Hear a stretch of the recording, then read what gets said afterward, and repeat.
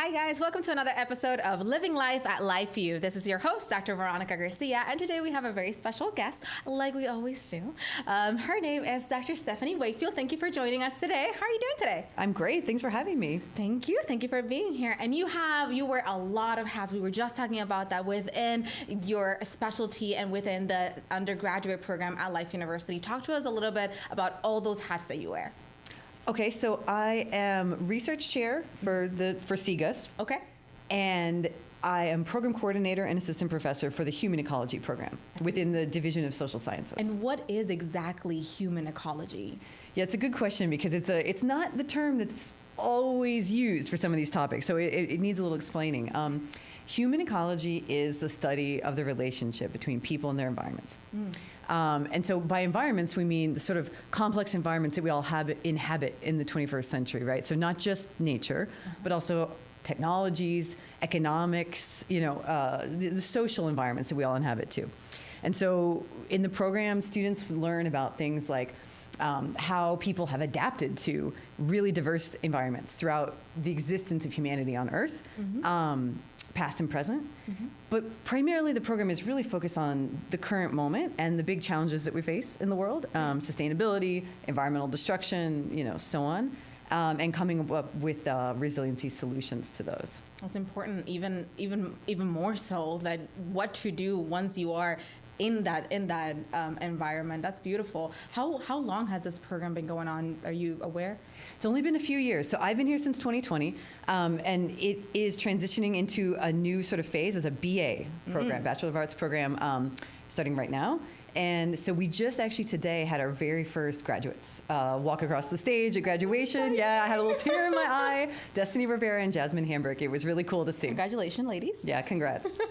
That's amazing. And what are some ways that you are focusing? You also mentioned that you were doing research. You're a research chair for the CGUS. CGUS, by the way, stands for Center of Undergraduate Studies, correct? College of Graduate and Undergraduate Studies. Thank you. Yeah. Thank you.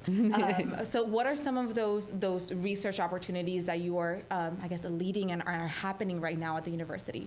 So it's a big topic. So in the research chair role, one of my kind of areas of focus is just increasing the support and the opportunities for faculty, students, and staff to get involved in research or scholarly activity in whatever way they're interested in. So when we say scholarly activity, we don't only mean research in the sense that you might imagine of, you're in a lab with a, microscope or something, though obviously includes that, but also scholarship meaning, creative work, entrepreneurial work, service work, all big kinds of projects that all the different faculty and students in our school are working on. So we have the CEDL funded projects and RISE scholarship opportunities, which are incredible funding opportunities actually that I would encourage everybody, if you're interested in working on some kind of scholarship, to apply for. And then we've been hosting a series of events, kind of, with the broad aim of creating an environment of sort of scholarly discussion and exchange. Because I think that's a really important thing to have as a university. We need these spaces where people can share ideas, thought cross-pollinates, we give each other feedback. This is where amazing research can grow if we have that environment. So we have the Faculty Research Talk series. We've just done a whole bunch of those this quarter. There'll be another set next term. And we have the Student Research Symposium in the spring. So that's some of the big, overarching initiatives. Right. Yeah, right. And then we have a bunch of students and a bunch of faculty working on their own projects within this kind of broad heading. Yeah, and as I was preparing for this interview, I read a little bit more about some specific topics within the research department that are going on from the CGUS perspective. One of them specifically talking about, and I have it in my notes, biodegradable plastics. It definitely caught my attention because I'm very much of a, if you can reuse, please reuse everything that you can kind of person. So talk to us a little bit about where is that, in what stages is it? What is it focusing on? So this was a research proposal from one of our human ecology students, Abigail Bachman. She's also a rugby superstar on the women's team here. Amazing. Great student.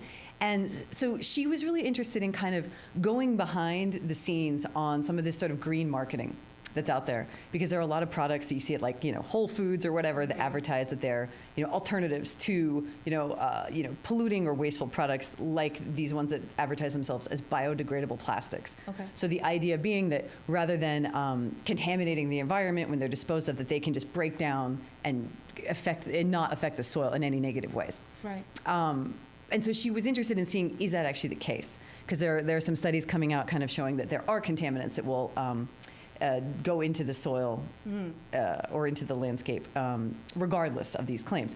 And this is a really interesting project that's really only in its sort of proposal phase. But what I love about it is that it really gets at the critical focus in human ecology. And this is important to distinguish our program here at Life. The students are learning to be critical thinkers who go behind the sort of, the veneer of some of this kind of advertising or some of these systems that are being put online, even in the name of environmentalism, to say, well, what's actually going on here? We don't want the students, to just simply accept at face value anything that says it's eco.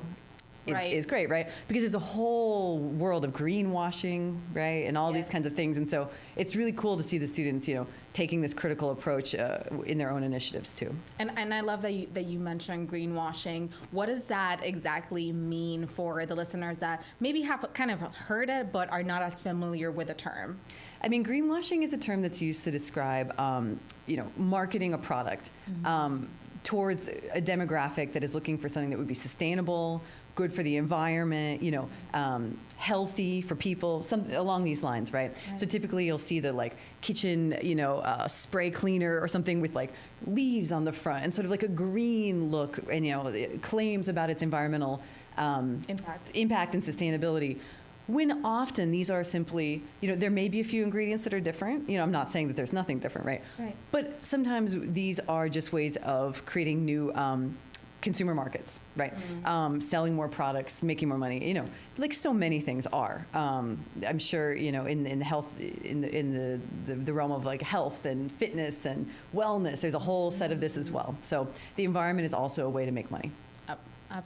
Absolutely. I think it definitely is. And I think it's definitely a very important conversation to have and create awareness, which is why I believe that the research that's being done right now and the proposals that are being done, whether they are at the beginning or at the end stage, are just impactful on our everyday living. So thank you so much for like spearing ahead into that program and to help guide the students with their ideas, right? And critical thinking, which means thinking outside of the box. And that's something that I think Life University sets apart a lot of our students and a lot of our experiences, is by allowing people to have questions and connecting them with professionals such as yourself to get those questions answered. So thank you so much for doing so.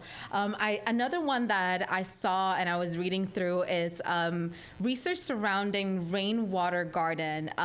Talk to me about that.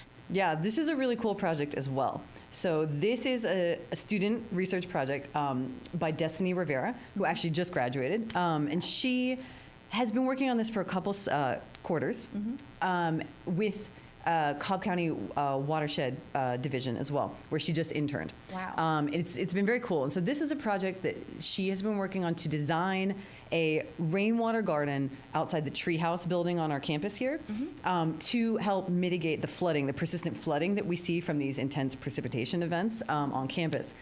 And the idea here is to use nature as infrastructure rather than the sort of traditional industrial model of a big flat wall or the drainage kind of methods that we see in traditional engineering. And so this is an approach, a rainwater garden, where you install a set of layers according to the specifics of that site of soils, sands, and so on, that will help filtrate the water as it comes through and let it go a little more slowly through the soil rather than just right into the parking lot and just filling up and flooding, right? Right. And then she's installing native plants on the top and things like this, selected according to the specifics of this region. And it's a really interesting project, which brings up something that I think about a lot, which is the connection between vitalism and human ecology. There's something we're building into the program a lot as the courses get rolled out. So this idea of nature as infrastructure and using either living or natural systems as infrastructure is quite new. But it's really all about kind of rethinking this 20th century engineering model of, you build, big, flat surfaces made of concrete on top of diverse ecosystems or, what have you.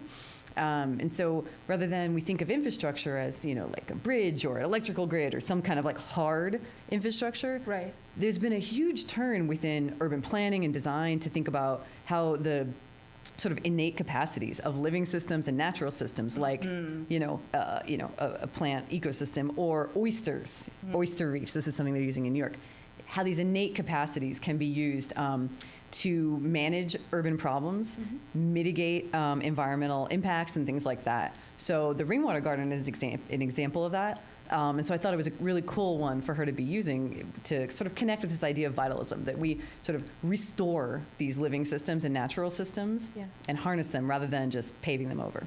Wow, that's very impactful, and I have so many other questions right now from this beautiful conversation. And one of them being, kind of, you answered a question that I didn't know I even had, is how is it that the university involves vitalism into, because we have the vitalistic pools and we have beautiful areas that they tell us this is what vitalism is and this is how the body works. And as a graduate of the chiropractic program, I understand it very well from that perspective. And also as a graduate from the biology program, I understand it very well as that perspective. But how is it that vitalism keeps getting involved into the undergraduate and graduate programs that are outside of those two realms, to understand that it goes so much more beyond what the actual human is, but what the ecology of the environment is? So that is beautiful and amazing. Thank you so much for sharing that information. How can people get in contact with you? What are some ways that maybe if a student is interested in knowing more about this program, they can get in contact with you and ask questions?